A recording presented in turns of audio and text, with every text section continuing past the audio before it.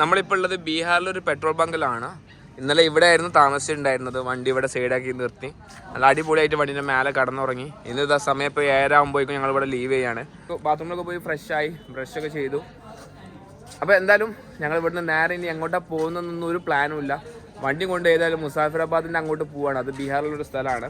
അപ്പോൾ എല്ലാവർക്കും എൻ്റെ പുതിയ വീഡിയോയിലേക്ക് സ്വാഗതം. നിങ്ങൾ ആദ്യമായിട്ടാണ് ഈ വീഡിയോ കാണുന്നത്, നമ്മുടെ ചാനൽ സബ്സ്ക്രൈബ് ചെയ്യുക. ഒരു ഹായ് പറഞ്ഞോടാ, എന്നെ കൊണ്ട് ഞാൻ ആദ്യം തരാൻ പറയുന്നത്. യെസ്. അപ്പോൾ ഞങ്ങളിതാ പോട്ടോ. നമ്മളെ ട്രിപ്പ് തുടങ്ങിയിട്ട് എത്രാമത്തെ ദിവസം എന്ന് വെച്ച് കഴിഞ്ഞാൽ ഏകദേശം ഒരു 6 മാസത്തിൻ്റെ ഏകദേശം അടുത്തായിട്ടുണ്ട്. നമ്മളുടെ യാത്ര തുടങ്ങിയിട്ടുണ്ട്. നമ്മൾ കണ്ടുകൊണ്ടിരിക്കുന്നത് കൃഷിയിടങ്ങളാണ്. കരിമ്പും കൃഷി അല്ലേ അവിടെ മുമ്പിലുണ്ട്. എൻ്റെ അഭിപ്രായത്തിൽ ബീഹാറിൻ്റെ സിറ്റീസുകൾ മാത്രമാണ് വൻ റഷും കാര്യങ്ങളും ഉള്ളത്. നമ്മളിപ്പോൾ ഇന്നലെ ബോർഡർ ക്രോസ് ചെയ്ത് കഴിഞ്ഞതിന് ശേഷം പിന്നെ കുറേയൊക്കെ സ്മൂത്തല്ലേ, വലിയ സീനൊന്നുമില്ലല്ലോ. അതെ, റോഡിലൊന്നും വലിയ സീനൊന്നുമില്ല, ആൾക്കാരും വലിയ പ്രശ്നമൊന്നുമില്ല കേട്ടോ. നമുക്ക് എന്തായാലും നോക്കാം. നമ്മളെന്തായാലും ഇന്ന് കാര്യമായിട്ട് കറങ്ങുന്നത് ബീഹാറിലൂടെ തന്നെയാണ്. ബീഹാറിൽ കാണാനുള്ള സ്ഥലങ്ങൾ നോക്കിയപ്പം കാര്യമായിട്ട് കാണാനുള്ള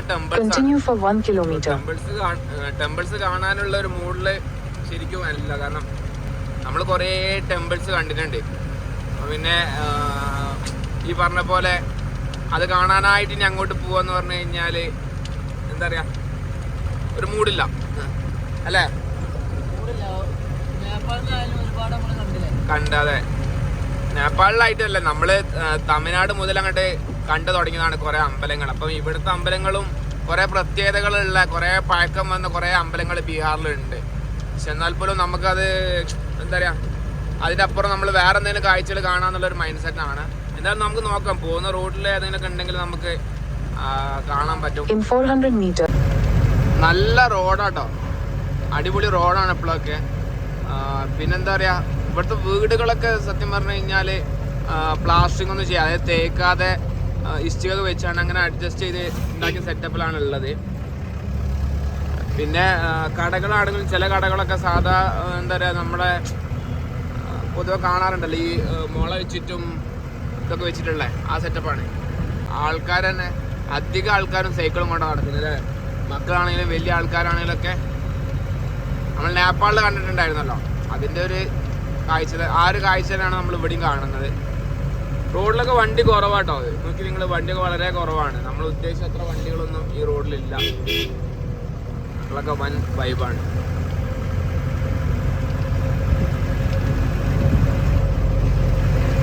കേട്ടോ കടകളൊക്കെ ഈ മുളൊക്കെ വെച്ചിട്ട് ഈ ഒരു സെറ്റപ്പിലാണ് കുറേ കടകളൊക്കെ.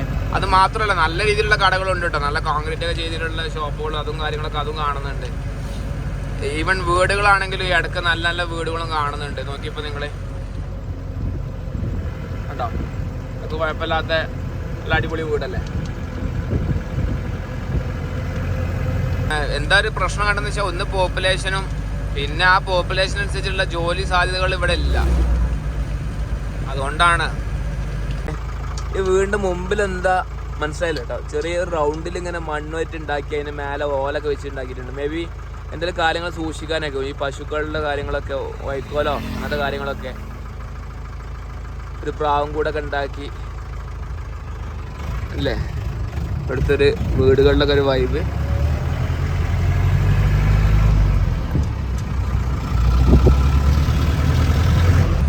പെട്രോളൊക്കെ വെക്കുന്നതാ, ഈ പെട്രോൾ വെക്കുന്നല്ലേ.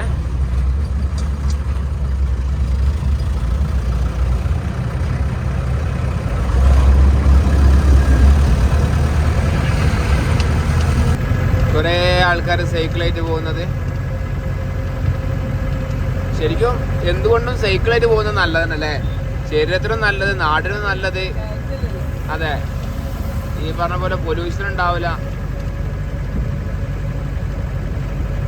ഇതൊക്കെ അവരുടെ ജീവിതമാർഗമാണ്, അങ്ങനെ മനസ്സിലാക്കണം.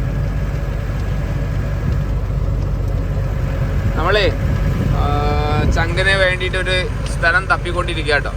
വേറെ ഒന്നല്ല, എല്ലാ ബോൾട്ടുകളും ലൂസായിട്ടില്ലേ. ഗ്രീസ് കൊടുക്കണം, കുറച്ച് പണികളുണ്ട്. അതായത് കാര്യമായിട്ട് ഗ്രീസ് കൊടുക്കണം. പിന്നെ ബോൾട്ടുകളൊക്കെ ലൂസായിട്ടുണ്ട്.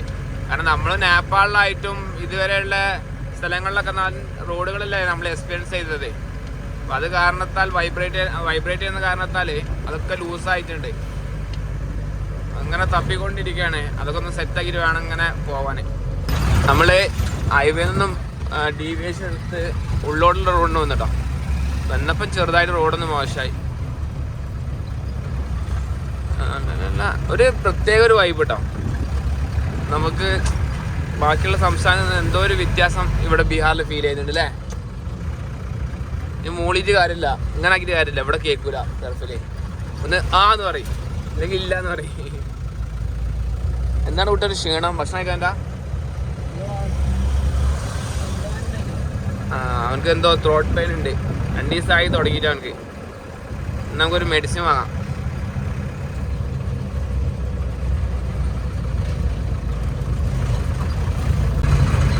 നമ്മൾ മോട്ടിഹരി എന്ന് പറഞ്ഞിട്ടുള്ള ഒരു ടൗണിൽ കൂടെയാണ് ഇപ്പോൾ പോയിക്കൊണ്ടിരിക്കുന്നത് കേട്ടോ. കുഴപ്പമില്ലാത്തൊരു ടൗണാണ് തോന്നുന്നത്. നമ്മൾ കുറേ വർഷങ്ങൾ ബാക്കോട്ട് വന്ന ഫീലാട്ടോ നമുക്ക് ഇങ്ങോട്ട് വന്നപ്പം അല്ലേ. നമ്മൾ പണ്ട് കാലത്ത് നമ്മളൊക്കെ ചെറുപ്പകാലത്ത് കണ്ടിരുന്ന കുറേ വീടുകൾ, കടകൾ, മറ്റേ പെട്ടിക്കടകളൊക്കെ ഉണ്ടല്ലോ, അങ്ങനത്തെ കടകൾ, അങ്ങനത്തെ വണ്ടികൾ, സൈക്കിളുകൾ, ഇതൊക്കെയാണ് നമുക്ക് ഇവിടെ ഇങ്ങനെ സത്യം പറഞ്ഞു കഴിഞ്ഞാൽ കാണാൻ പറ്റുന്നത്. നമ്മളെക്കാട്ടും കുറച്ചുകൂടി ബാക്കിലാണെന്ന് നമുക്ക് തീർച്ചയായിട്ടും ഇവരുടെ ലൈഫ് സ്റ്റൈലും കാര്യങ്ങളും കണ്ടാണ് നമുക്ക് പറയാൻ പറ്റും.